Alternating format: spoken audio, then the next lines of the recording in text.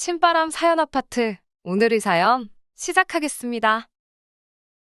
안녕하세요.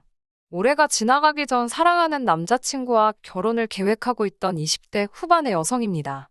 이제는 핑크빛 미래가 저희를 기다리고 있을 줄 알았는데, 제가 이런 사연 속의 주인공이 될 줄은 상상도 못했습니다. 제 남자친구는 무명 배우였습니다. 저는 광고회사에 다니고 있었고요. 광고에 필요한 배역들을 섭외하다가 어떤 영화의 단역으로 나온 남자친구를 보고 제가 첫눈에 반했습니다. 2달 가까이 혼자 영화만 돌려보며 마음고생을 했는데, 그런 제 상황을 알게 된 친구가 자기가 다리를 놔줄 거냐고 묻더라고요. 친구는 당시 연예기획사에서 일하고 있었거든요. 그렇게 마침내 동화 속 왕자님 같던 남자친구와 소개팅을 하게 되었습니다. 이제껏 겉모습만 보고 사랑에 빠진 상황이었지만, 한 번 만나보니 성격도 정말 좋더라고요. 별거 아닌 제 이야기에도 잘 웃어주고 저를 배려해주는 남자친구의 모습에 전 다시 한번 빠져들었습니다. 다행히 남자친구도 제가 마음에 들었던지 저에게 애프터 신청을 해왔고요. 그렇게 2달 가까이 연락도 하고 지내고 만나서 커피도 마시며 시간을 보냈습니다. 하지만 남자친구는 저에게 절대로 사귀자거나 여자친구가 되어달란 말은 하지 않더라고요. 서운하긴 했지만 이해는 할 수 있었습니다. 30대 초반이었던 남자친구는 연예계에 언제 본격적으로 진출할 수 있을지 크게 걱정하고 있었거든요. 혹시나 여자친구가 있다는 사소한 이유 하나 때문에 연예계 진출이 무산될 수도 있을 수도 있다 보니 저도 많이 조심스러웠습니다. 그런 남자친구에게 제가 해줄 수 있는 건 묵묵히 뒤에서 조용한 응원을 전하는 것뿐이었어요. 그렇게 반년 정도를 지내고 저는 마음을 접었습니다. 저도 하루하루 나이를 먹어가는데 언제까지 10대 소녀처럼 짝사랑만 하고 있을 수는 없었으니까요. 시련으로 아픈 마음도 달래고 이참에 제 능력이나 더 쌓을 생각으로 해외 유학을 준비하기 시작했습니다. 가서 어학연수부터 시작해서 기회가 되면 대학원까지 마치고 올 셈이었어요. 저희 아버지는 무역회사를 운영하고 계셨는데 몇 년 후에는 제가 물려받을 예정이었거든요. 아버지도 그 전에 더 큰 세상에 나가 견문을 넓히고 오면 좋겠다고 하셨고요. 저는 남자친구와 점점 연락을 줄였고 유학 생활을 준비하며 시간을 보냈습니다. 당연히 남자친구에게 별다른 말은 하지 않았습니다. 당시만 해도 사귀는 사이도 아니었는데 미주알고주알 말하고 싶지 않더라고요. 제가 훌쩍 떠난다고 한들 그쪽에서 궁금해하지도 않을 것 같았고요. 하지만 이 소식은 남자친구 귀에도 들어갔던 모양입니다. 출국을 한 4일 정도 앞두었을 무렵 남자친구에게서 연락이 왔습니다. 진작 말하지 못해서 미안하다며 지금이라도 자기 여자친구가 되어줄 수 있겠냐고 묻더라고요. 생각지도 못한 뒤늦은 남자친구의 고백이 난감했습니다. 아직 마음이 남아있긴 했지만 그렇다고 제 계획을 수정하거나 취소하고 싶지는 않았거든요. 남자친구에게 기다려줄 수 있겠냐고 물으니 그러겠다 했습니다. 그 이후로 한동안 문자와 전화로 서로 안부를 물으며 지냈어요. 하지만 한 1년쯤 되었을 무렵 남자친구가 저에게 할 이야기가 있다고 하더라고요. 얼마 전 중소기업에 취직을 했다고요. 벌이도 변변치 않고 집도 넉넉지 않은데 결혼을 생각하면 이대로 있을 수가 없었다고 했습니다. 솔직히 저는 표현은 안 했지만 남자친구가 그런 결정을 내렸다는 게 정말 기뻤네요. 그리고 얼마 지나지 않아 아버지로부터 충격적인 소식을 듣게 되었습니다. 얼마 전 어머니가 뇌출혈로 쓰러지셨다는 거예요. 다행히 바로 곁에 아버지가 계셨기에 골든타임을 지킬 수 있었고 지금은 괜찮아지셨다면서 그동안 멀리 있는 딸이 걱정할까봐 말씀을 못 하셨답니다. 매일같이 통화하던 엄마가 감기로 목소리가 안 나온다며 문자만 했을 때 제가 눈치를 챘어야 하는데 스스로 얼마나 한심하던지 속상한 마음에 며칠 동안 시도 때도 없이 눈물만 흘렸습니다. 그리고 고민 끝에 저는 유학 생활을 정리하기로 했어요. 이런 일이 한 번이라도 더 생긴다면 제 자신을 용서할 수 없을 것 같았거든요. 그렇게 한국에 들어왔고 당연히 남자친구와도 재회하게 되었습니다. 남자친구는 지금이라도 자기의 여자친구가 되어주면 안 되겠냐고 다시 한번 고백을 해왔고 이번엔 저도 좋다고 했습니다. 조금 멀리 돌고 돌았지만 저와 남자친구는 결국 만났어야 할 인연이라고 확신했어요. 한국으로 들어온 저는 전보다 더 좋은 조건으로 모기업 마케팅 부서에 들어가게 되었습니다. 복지나 수입 모든 면에서 월등히 좋은 조건이었는데 남자친구는 그런 저와 자신을 비교하면서 자존심이 많이 상한 눈치였어요. 제 입장에선 제가 사회생활을 더 오래 했으니 당연한 일이었는데 말이에요. 그리고 남자친구는 저희가 정식으로 사귀고 얼마 지나지 않아서부터 계속해서 결혼하자는 말을 입에 달고 살았습니다. 자기는 저와의 미래를 위해서 배우라는 꿈도 버리고 평범한 인생을 선택했다면서 말이에요. 저와 결혼하지 못하면 자기 인생은 아무런 의미가 없다고 하더라고요. 저는 그때만 해도 남자친구가 저를 너무 사랑해서 하는 말이라고 생각했지, 크게 의미를 두지는 않았습니다. 그리고 솔직히 저를 위해서 자기의 미래를 포기했다는 말은 부담스러웠고요. 결국 사귄 지 1년 정도 지났을 무렵 저희 아버지께서 남자친구를 한번 데려와 보라고 하시더라고요. 그리고 결과적으로 저희 아버지나 어머니 두 분 다 남자친구를 정말 마음에 들어 하셨습니다. 인물도 좋고 말투도 서글서글하다며 저를 많이 좋아하는 게 느껴져서 너무 좋다고 하셨습니다. 사랑하는 사이에 이런 비교를 하는 것이 옳지 않다는 것은 알지만 남자친구의 집안이나 학벌 같은 조건들이 저에 비해서 많이 부족한 것이 사실입니다. 하지만 저희 부모님께선 돈이란 있다가도 없고 없다가도 있는 거라며 아직 한참 젊은 사람이니 이제부터 벌면 된다 하시더군요. 아버지는 한술 더 떠 저와 결혼하면 사위도 아들이다 생각하고 사업을 가르쳐야겠다고 하시더라고요. 결혼하고 나서 원하면 지금 다니던 회사는 그만두고 아버지 회사에 들어오라고 하시면서요. 생각지도 못한 아버지의 발언에 저도 어머니도 놀랐지만 그 정도로 남자친구가 마음에 드셨던 모양입니다. 제 입장에서도 저와 사귀는 사람을 부모님이 좋아하시니 기쁘고 뿌듯하고 만감이 교차하더라고요. 이제 어려운 관문은 다 통과했다 싶었습니다. 제 자만일지 모르지만 남자친구 식구들이 절 싫어할 리가 없다고 생각했어요. 하지만 제 상상은 남자친구 집에 인사를 간 날 와장창 깨져버렸습니다. 남자친구는 당시 대학로에서 자취를 하고 있었고 본가는 지방에 있었어요. 남자친구는 차가 없었기 때문에 제가 남자친구를 차로 태워서 남자친구 본가까지 3시간 거리를 운전해서 갔어야 했습니다. 둘이 어디 나들이 나간다고 생각하니 하나도 피곤하다고 생각하지 않았습니다. 남자친구가 저희 집에 인사 올 때 케이크하고 꽃바구니를 사왔기에 저도 동일하게 같은 걸 준비하려고 했는데 남자친구가 자기 어머니는 과일은 별로 안 좋아하시고 차라리 고기를 사가는 게 좋겠다고 하기에 구이용 한우 선물 세트를 샀고 아버지는 양주를 좋아하신대서 고기를 사러 간 김에 양주도 같이 한 병 샀습니다. 남자친구가 이 정도면 자기 부모님이 저를 좋아할 거라고 하더군요. 아침 일찍 출발했지만 도착하니 점심때가 다 되었더라고요. 남자친구 어머님께서는 제 손에 들린 선물을 보시더니 마침 집에 먹을 것도 없었는데 잘 됐다며 고기나 구워 먹자고 하시더군요. 그러더니 저더러 고기 잘 굽냐고 물어보셨어요. 당황스러웠지만 못한다 소리를 못해서 할 수 있다고 얼버무렸습니다. 그러자 어머님께서 부잣집 아가씨라면서 고기도 구울 줄 아냐고 물어보시더라고요. 부잣집 아가씨란 호칭은 어디서 나온 건가 싶었는데 남자친구가 갑자기 왜 그런 걸 시키냐며 자기가 한다고 들더라고요.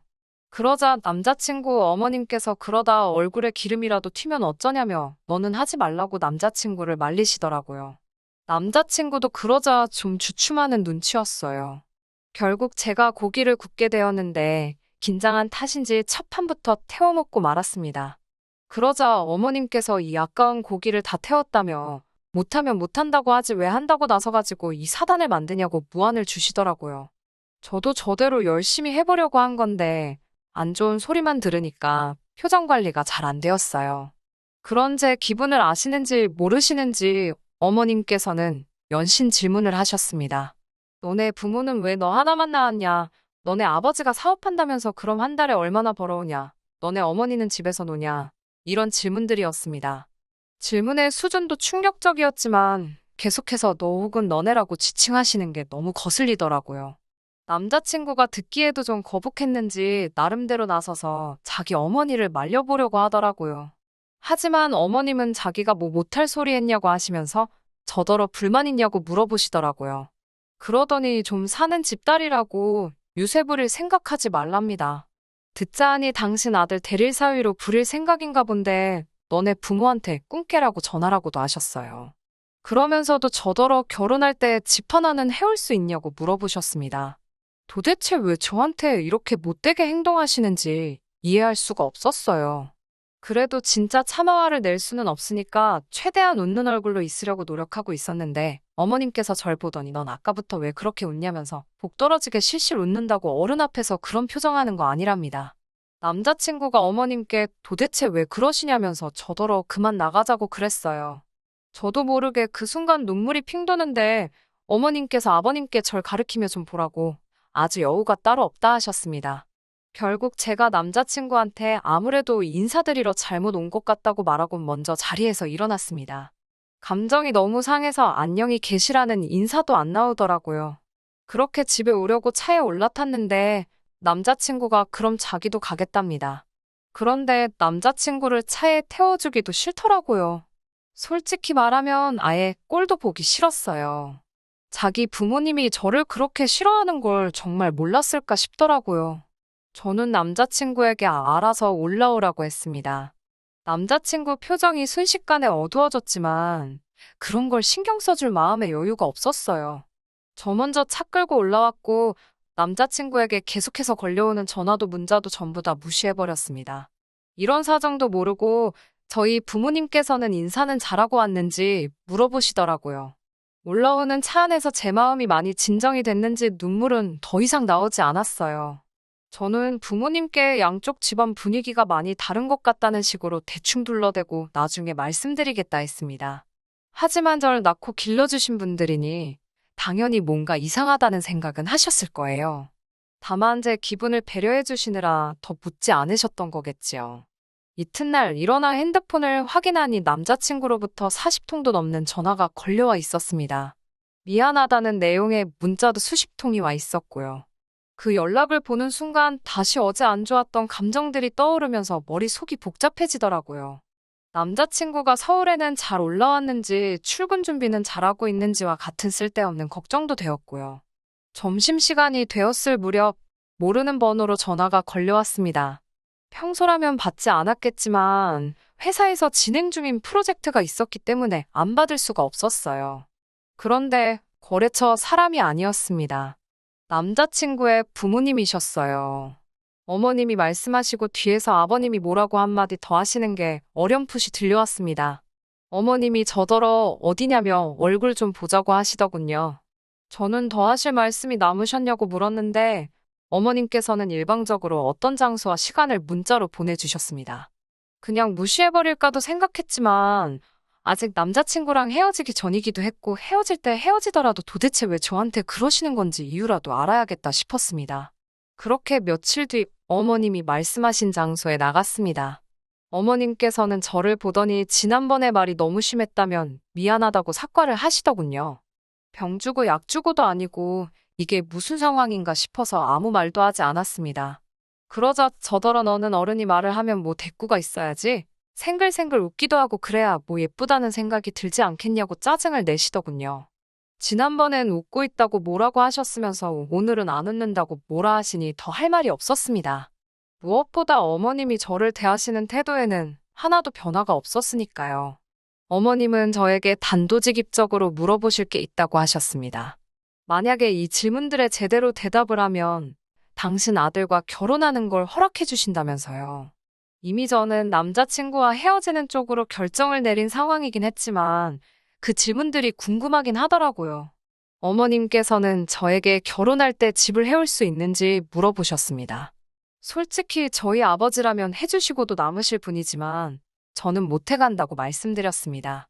저도 모아둔 돈이 많은 편은 아니어도 좀 있었는데 남자친구는 거의 없었으니까요. 어떻게 어머님 기분이나 자존심이 상하지 않도록 제가 대답할 수 있을지 잠깐이나마 고민해봤지만 딱히 별다른 방법이 떠오르지 않더라고요. 결국 제가 다시 여쭤보게 되었습니다. 만약 제가 집을 해가면 집안에 혼수랑 예단을 남편이 해오는 거냐고요. 그러자 어머님께서는 혼수야 남자친구가 자취하면서 쓰는 거 쓰면 되고 예단은 원래 여자가 남자 쪽에 하는 거라며 저더러 그런 기본적인 것도 모르고 결혼을 하겠다는 거냐고 혀를 차시더군요. 어머님의 행동 하나하나가 제 신경을 날카롭게 만들었습니다. 저도 더는 어머님의 구박을 참을 수가 없어서 다시 여쭤봤습니다. 왜 제가 집을 해와야 하냐고요. 그러자 어머님이 어이없다는 듯 저를 쳐다보시더니 거울 좀 보랍니다. 제 인물에 당신 아들이 가당키나 하냐고요.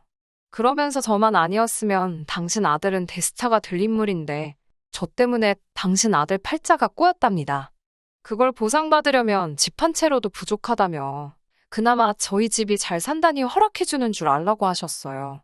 그러면서 어머님은 처음부터 남편 뒷바라지나 하고 현모양처 같은 며느리 보려고 했지 돈 몇 푼 있다고 목에 힘주고 당신 아들 마음 고생시키는 며느리는 트럭으로 갖다 줘도 싫답니다. 솔직히 말해서 처음에 반했을 때나 남편이 왕자님처럼 보였지 지난번 어머님한테 된통당하고 나서 곰곰이 생각해보니까 그 인물도 별거 아니다 싶었거든요. 그런데 어머님이 이리도 자신만만하시니 저도 모르게 웃음이 터져나왔습니다. 저도 남자친구 같은 사람 이제 트럭으로 갖다 줘도 싫다고 그랬어요. 어머님은 순간 당신이 뭘 들은 건가 싶으셨는지 저더러 다시 말해보라고 하셨습니다. 그래서 제가 어머님께 물었습니다. 남자친구가 그나마 반반한 얼굴 빼고 가진 게 뭐가 있냐고요. 학벌이 좋길 한지 직장이 좋길 한지 하다못해 부모님이 돈 꽤나 들고 계시는지 말이에요. 그러자 어머님께서는 옆에 있던 물잔을 테이블에 내려치시면서 저더러 말 다 했냐고 소리를 지르셨습니다. 저는 어머님께 말할 틈을 주지 않고 한마디 덧붙였습니다. 제가 어머님이면 아들이 이렇게 잘 사는 집 아가씨랑 결혼한다고 데려오면 이게 웬 떡이냐 싶을 것 같다고요. 막말로 저한테 잘만 해주셨으면 집이며 회사며 다 남자친구게 될 수도 있었는데 어머님이 아들 인생의 초를 치시네요라고 한껏 빈정거려 봤습니다. 그러자 어머님은 뒷목 잡는 흉내를 내시면서 너 지금 말 다 했냐고 물으셨어요. 저도 이때는 악에 받친 상태라서 어머님께 하려면 끝도 없는데 이제 상대해드리기도 싫으니 다시는 연락하지 마시라 했습니다. 그리고 그 잘난 아드님도 돌려드릴 테니 평생 옆에 끼고 고기 구워 먹이고 밥해 먹이고 하고 싶으신 대로 다 하시라 했습니다. 그리고 늦게나마 제 연락을 받은 남자친구가 카페로 뛰어왔어요. 남자친구는 사람들이 다 쳐다보는데도 아랑곳하지 않고 어머님께 도대체 왜 이러시는 거냐고 거의 울부짖다시피 소리를 쳤습니다. 어머님께서는 그 와중에도 남자친구에게 얼굴 알려진 사람이 사진이라도 찍히면 어쩌려고 그러냐면서 아들 걱정뿐이셨습니다. 그제서야 전 어머님이 저에게 왜 그렇게 적대적이었는지 조금 이해할 수 있었습니다. 어머님은 나름의 방법으로 아들을 사랑하고 계셨던 거지요.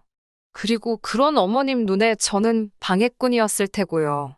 그런 어머님의 광기 어린 아들에 대한 사랑을 보고 나니 정말 이 결혼은 못하겠다는 확신이 들었습니다.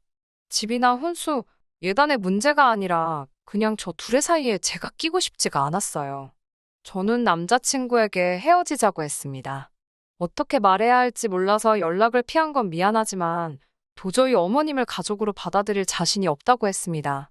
그리고 내가 뭐가 부족해서 이런 수모를 겪어야 하는지도 모르겠다고요. 남자친구는 울면서 우리가 어떻게 만났는데 이렇게 헤어지자는 거냐며 자기에게 기회를 한 번 더 달라고 하더군요. 그런 남자친구의 모습을 보니 가슴이 찢어질 듯 괴로웠지만 부모 자식은 천륜인데 어머님을 피해서 우리가 살 수도 없는 노릇이고 제가 빠지는 게 맞겠더군요. 그렇게 결국 남자친구와 헤어졌습니다. 남자친구는 저와의 이별로 인한 충격 때문인지 회사를 그만뒀다고 하더군요. 그 소식을 전해온 건 다름 아닌 남자친구의 어머니셨습니다.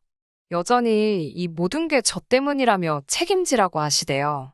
지금이라도 집해와서 결혼하랍니다. 그러면 당신이 그동안 있었던 일은 눈 감아 주신다고요.